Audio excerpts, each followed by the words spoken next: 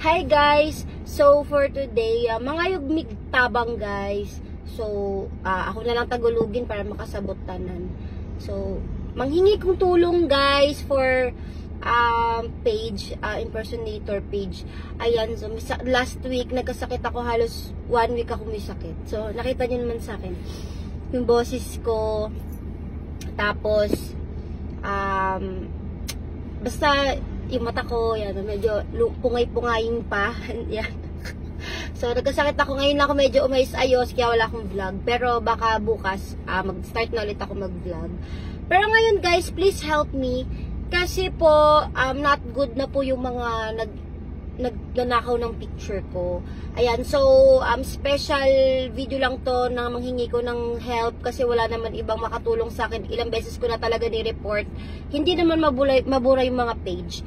So, alam nyo, pag nag-vlog ako, marami po talaga dyan nagko-comment na, nagsisend ng mga picture na, ma'am, ginagaya po kayo yung picture nyo, pinopost po kayo.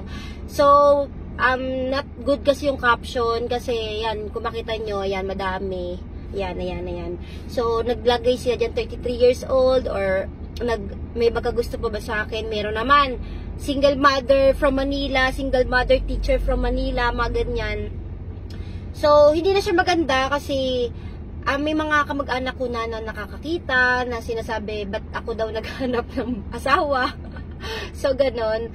So, hindi na siya maganda yung mga, hindi nakakaintindi na mga kakilala ko na may mga poster na nag-post. So, na-aware na ako na sobrang dami na.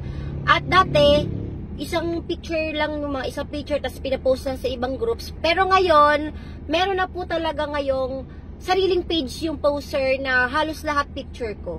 So, ang page po na to is ayan, Pili. So, picture ko na rin yung nasa profile, tas pati ang cover photo is ako na. Tapos kung mapapansin nyo, pag binuksan nyo yung page na yan, so halos lahat po ng mga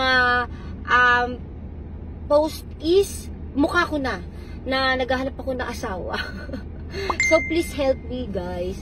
So ano lang pong gagawin nyo, just pumunta lang po kayo sa page niya. So yung link nasa comment section kung ako po itutulungan ninyo. So napakalaking tulong po niya pag na-delete yung page, para hindi na po ma-aware yung ibang tao na baka may maloko po kasi baka mamaya yung picture ko yung gamit, tapos manghingi po ng pera, manghingi po ng load, tapos mangako na may mga magbibideo-video call. So, syempre po ayoko naman din po may maloko na tao gamit po yung picture ko. So, yun naman po yung para sa akin din na number 1 ko na dahilan kung gusto ko po sana ma-delete na yung mga posters na to. So, ayun lang po, punta lang po tayo sa page nila. So, ayan yung Pili page. Tapos, may 3 dots. Pindutin nyo lang po yung 3 dots. Tapos, report. Tapos, makita nyo na lang po dyan, pili na lang kayo. Pero, sa, na lang po, impersonator, fake page, fake profile. Tapos, pindutin nyo lang po yun. Then, ayun lang, submit nyo lang po. So, if ever, siguro po, madami po tayo na mag-report, baka po malaki sana yung chance na, ma-delete po yung page nila. Ayun po. So, sana po yan, para sa, kung gumawa na rin ako ng video na to para ma-aware yung lahat na baka yung mga nagtatanong na ganyan may nakikitang picture. So, lahat po yan ay poster. Dinanako po yung picture ko at pinopost po nila sa mga girl pages.